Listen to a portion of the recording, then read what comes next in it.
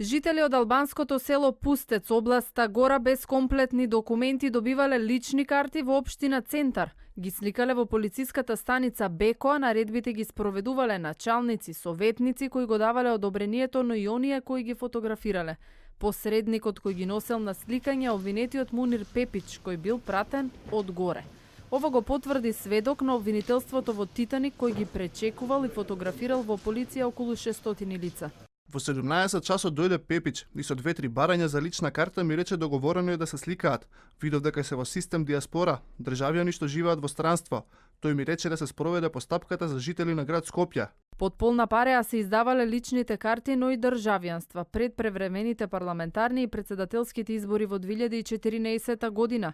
Сведоците почнале да прават отстапки во работењето по наредба на шефовите кон крајот на 2012 година и почетокот на 2013.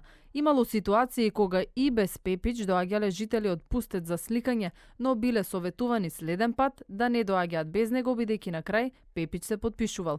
Сведоците кои ги прекршувале процедурите не се спротивставувале жестоко на овие наредби, бидејќи биле информирани дека се од Киро Тодоровски, обвинет човек близок до тогашната министерка Гордана Јанкуловска. Пепик ми рече, има лица што живеат во Брод, Драгаш и исполнуваат услови за државјанство, но се во тешка материјална состојба и не можат да дојдат лично, имаат свој представник кој ќе ги носи барањата.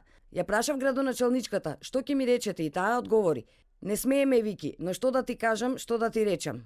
Титаник е првата истрага која во 2016 година ја отвори СЈО за изборни манипулации на чело со повегнатиот Никола Груевски. Обвинети се и Мунир Пепич, Гордана Јанкуловска, Милејана Киевски, Мартин Протогер, актуелниот пратеник Илија Димовски и уште 15 нивни сопартици.